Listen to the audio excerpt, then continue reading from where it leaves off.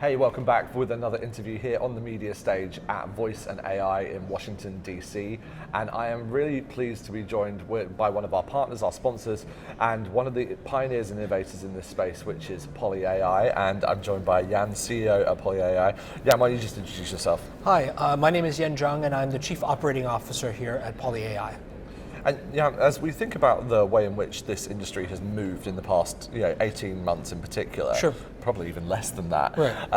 how has Poly been changing what you guys are offering to the market, talking about to the market? What impact has it had on you? Yeah, I think there's been two seismic changes in our market in the last 18 months. So 18 months ago, we were still coming out of the pandemic, right? And you saw a lot of industries that had a fundamental labor shift, where hospitality, for example, where a lot of people left that industry. So there was a gap in the people needed, or the jobs that needed to be done, and the level of service they were providing, right? So we've seen a lot of interest in those industries to start using AI to plug kind of the gap between the labor that they had before and then after the pandemic. And then last year, obviously, was a seismic year for AI in general, where ChatGPT brought AI and really generative models to the mainstream, and I think that has dramatically upscaled the conversational AI industry's ability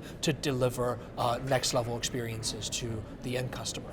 With that in mind, that explosion that ChatGPT brought, obviously, as you mentioned, it wasn't originally starting in last November. Sure, yes. But suddenly that awareness level went through the roof, Yes. particularly with enterprise customers. Yes. And the C-suite starts asking, what are we doing with Yes. generative AI? And I imagine customers are coming to you and saying, hey, what are we doing with generative AI? Yes. So what's your response been to them? I think that all of a sudden you see a lot more inbound leads coming in, right? Okay. And I think in the last couple of years, there's been a lot of pushing, right?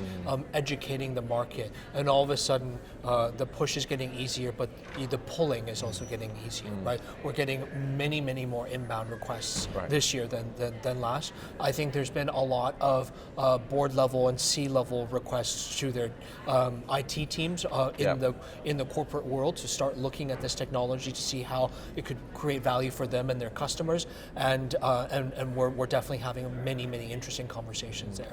At Vixen Labs, we often talk to our customer teams. They're all also similar to yours, enterprise customers, about these three phases: this education phase, this innovation phase, and this then operational phase, right? Sure. And we've seen that with voice over the past few years, and we've kind of reached that maturity in operational. It's part of the BAU now. It's something that people are deploying at scale.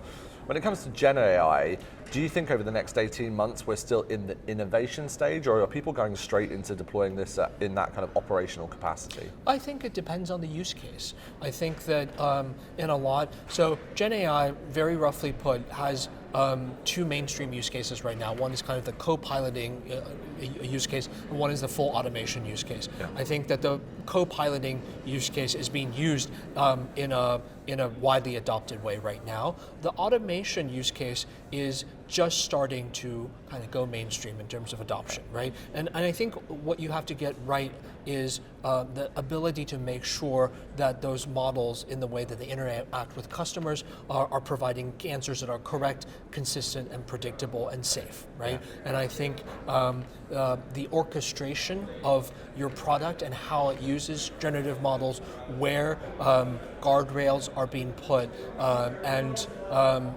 the fact that you're making sure that it is retrieving answer that is correct, right, rather than generating or inferring answers that are incorrect.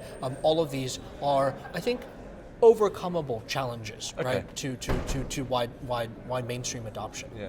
Let's just talk a little bit about some of the players in the space and the models that are available now. Poly, you guys work with your own technology, but also with these other models and bringing them in. How are you responding to that rapid change that's going on? There's new things being released every week, it feels like, sometimes every day. Yes. How do you keep ahead of that change? Yeah, so I think that what's really been what's been going on in the background, I mean, ChatGPT is kind of like the headline story that everybody knows, but what's been going on in the background, as I'm sure you know, is that there are many foundational models that are coming out, many of which are open source, right? And so for deep tech companies like ours, that is a very exciting development because we can use our proprietary data to fine tune on top of those models and create exceptional experiences for our customers, right? And all of a sudden, that trend in the market makes proprietary data and training data so much more valuable, right? Yeah, it becomes the asset that people are really bringing to it, their own data, their own APIs, their own content, that the models are out there to be used. And that's right. You mentioned before that there's this orchestration layer that we're having to think about now. Sure. Poly probably sits in that place of being that orchestration layer. Yeah.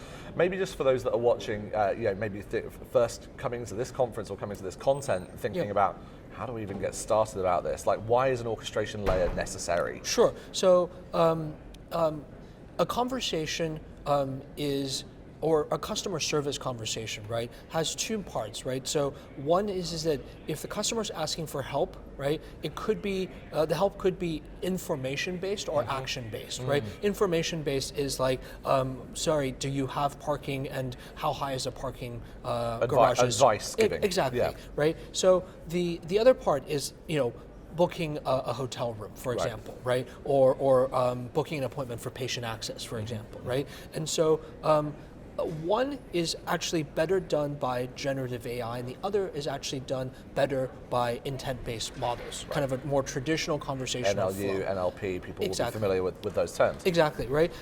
And the reason is that Gen AI is much better at kind of retrieving and generating those responses. So the breadth of what you could offer your customer is dramatically enhanced by Gen AI, right? And the other, you need predictability and consistency. And certainty, right? You want facts to be delivered. Exactly. And so, so in conversational AI now, must necessarily have an orchestration layer to orchestrate which part of that conversation is going to be handled by the Gen AI model and which is going to be handled by the traditional intent-based model. So let's put that into real terms for people. If I'm a customer and I'm rolling up at McDonald's, say, and I want to order a burger, I always use the example of like, I've not arrived to have a conversation, I've arrived to get a burger. Exactly. But the means of getting it is the conversation, right? So talk to me a little bit about in those types of scenarios, quick service or customer service situations, what type of content is being brought in there? What are you leaving up to the models to handle, and what are you actually kind of managing much more in that NLU? Sure. So I think that the NLU is still going to be driving the central process of that food ordering process, right? Okay. So I need to ask, what you want, and then the size is, do you want fries with that, right?